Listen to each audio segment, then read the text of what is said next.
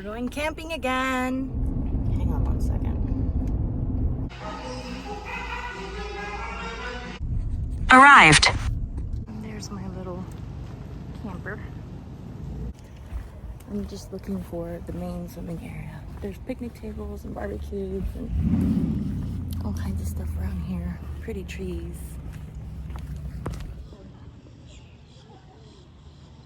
Now you're gonna act like you weren't running over here just now. See? He's running.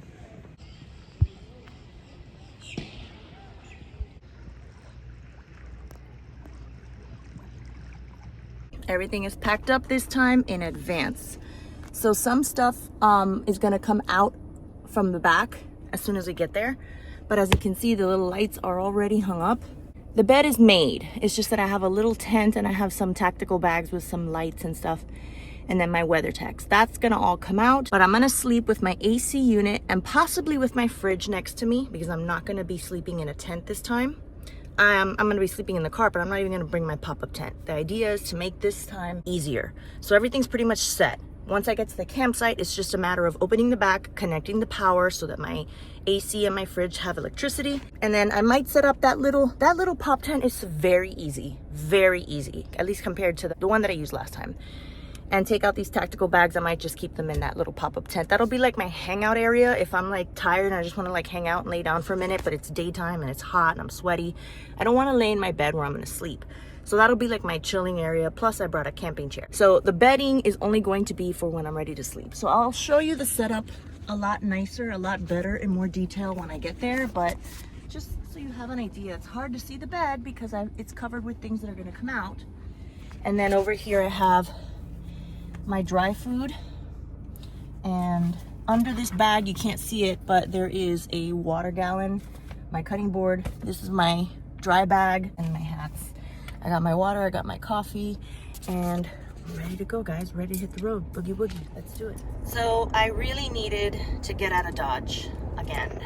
The last time I left town was earlier in the month of September, like the first or second weekend of September. And it was for a very short weekend because I couldn't get that Friday off. So I left on, did I leave Friday afternoon or Saturday morning? I think I left Friday afternoon. I may have left Saturday early in the morning because I think I slept there for only one night. And the time it took to drive there, the time it took to set up, I had very little actual camping downtime to relax. Before I knew it, it was dinner time, bedtime, and then the next morning I had to put everything away. And it took so long just to set up and put everything away that I spent more time setting up and tearing down than actually relaxing and enjoying myself. So this time I tried to do things a little differently. Instead of bringing a tent that I'm going to need and rely on, the tent that I'm bringing is a very simple, small pop-up tent. I may not even use it at all. It's kind of just like a backup emergency in case I need it for whatever reason. But when I arrive, I don't need to set it up. I'm also currently in Florida. The weather is starting to cooperate a little better. Sorry for the bad lighting. Meaning that in August, September, it was raining a lot, and so cooking outside, you know, using the picnic table, if you didn't have some sort of shelter or tent to do these things, you were gonna get soaked. This time around, we shouldn't be expecting any rain, so it should be nice. So I plan to just use the picnic table as my meal prep, you know, cooking, eating area. I am bringing a camping chair, and I'm just gonna sleep in my car, and that's pretty much it. I don't need anything else to hang out outside, but I'm not just gonna hang out at my campsite. There's hiking to be done, there's a historic house to explore, there's canoeing, kayaking, so there's gonna be a lot of things. But first, this guy's turning all up in my lane. Before I even go to my campsite at the campground that I'm gonna stay at, I'm actually going to try to stop at another park. They don't have camping overnight, but they do have a swimming spring that is supposedly open and available for use.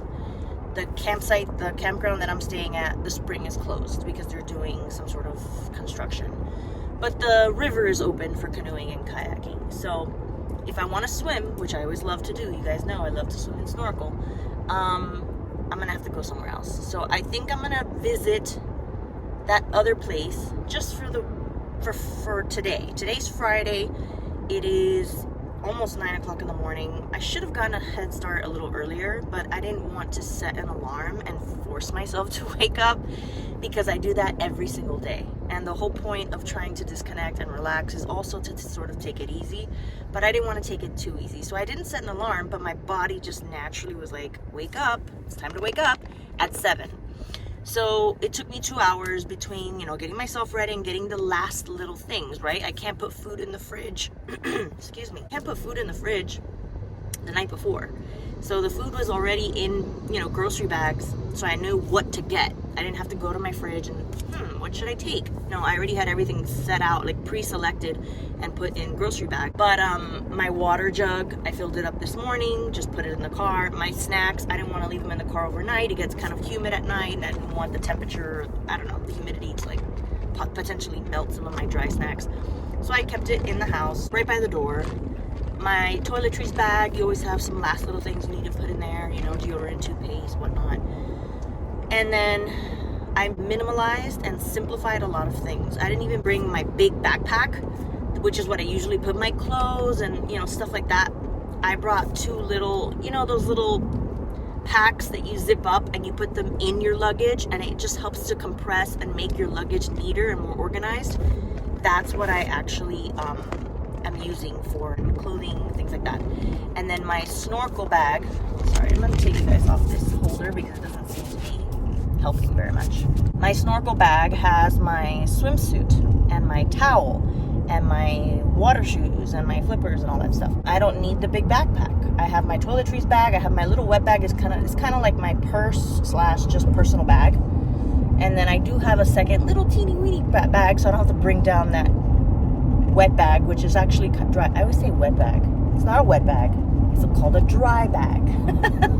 Because if I'm gonna go kayaking and canoeing, you need a dry bag, because inside the kayak or canoe, it does get a little wet, especially because of the rowing and whatnot. So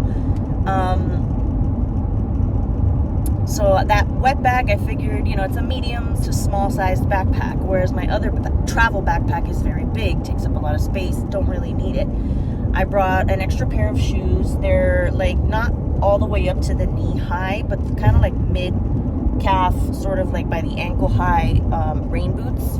They're rubbery on the outside and they're warm and fuzzy on the inside. They're perfect for at night if I need to get out of the car and go to the camp bathhouse or whatever. If I go hiking, if it's kind of cold, if anything's muddy or wet,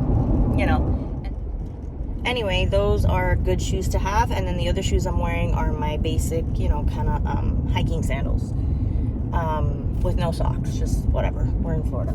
So I didn't bring any sneakers, hiking shoes. I think both of these should work. Trying to, again, minimize how much I'm bringing. Sorry, I changed the angle because of how I was holding the phone. The phone holder on the car, it's meant to hold the phone upright, not sideways. So when I put it sideways, the phone starts to sort of fall. And I'm currently plugged in and my cord is short. My cable is short, so that I can look at my map. Where are we going? Hang on one second. Galloway Road. Are you gonna let me? I guess since I'm recording right now, it's not letting me look at the map. But anyway, I'm gonna get back to driving. I will check in with you guys later. See you. Bye. So this is why I cannot record while I'm driving. I wasn't paying attention to my GPS and I missed my exit. So now I'm on like rush hour traffic to work. And this truck is being a jerk and not letting me switch lanes. Just kind of like passed me and went real fast while I was trying to switch lanes. I cannot tell you, I have another video about it, about how much I hate Miami. I hate it. I hate it down here. I hate it so bad. Just to go to a nice swimming area is like $21, $25. There's 2 nice swimming areas down here. And and where I'm gonna go, it's like $4.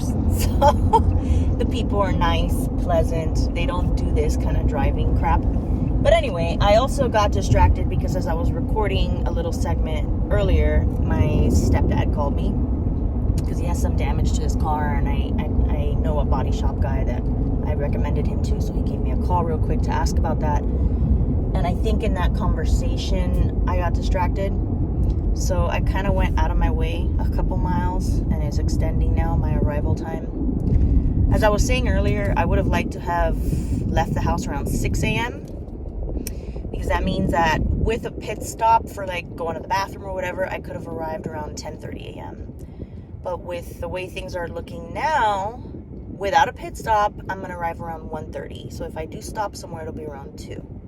And I wanted to go to that park to swim for a little while first, but my campground checks in at 3. Yeah, I can check in a little later, but I don't want to be setting up when it's getting dark. And now in Florida, it starts getting dark around 6:30 in the afternoon. So we'll see. Also, the swimming park, they say it gets very full on the weekends. Today's Friday, but they always recommend to try to get there around 10, which is, I believe that's when they open. So let's hope the lines are not crazy long and I can get in and there's parking and, you know, there's space and available, what do you call it? Capacity, you know, for one more. So yeah, I'm going to focus on my driving. I'm going to listen to my music. And when I get there, I'll show you guys where we're at. See you soon.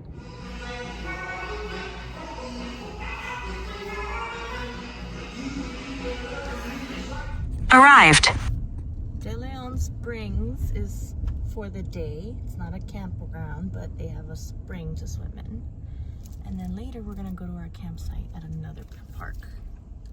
This is like a $4 for one person only. See it? Not bad. Not bad at all.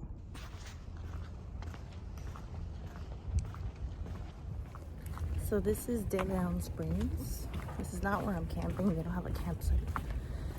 It's just a swimming area. It's a spring. But I think I'm walking towards the wrong place. Yeah, let's turn around. That looks like it's locked. I'm just looking for the main swimming area. There's picnic tables and barbecues and all kinds of stuff around here. Pretty trees. And there's my little camper right there. All ready to go for when I go out and go back to my campsite. Let's see. I think it's back there somewhere. I don't know. So these are little rentable cabanas. Looks like there's a birthday party going on in that one back there. This is the Sugar Mill, I think it's called. It's like a restaurant for like breakfast. Make pancakes and stuff like that. You make your own. Okay. There's the swimming hole. I need to find a bathroom first so I can change. I almost walked right by it. Let's go. And a little picnic blanket here. And this is it. Not too busy today, just nice. That's the river. But this is the spring. And then that's the old Sugar Mill pancake house. I'm gonna have my lunch first though because I'm hungry. This guy's determined to come my way. Now you're gonna act like you weren't running over here just now. See? He's running. Not too far from where I'm at.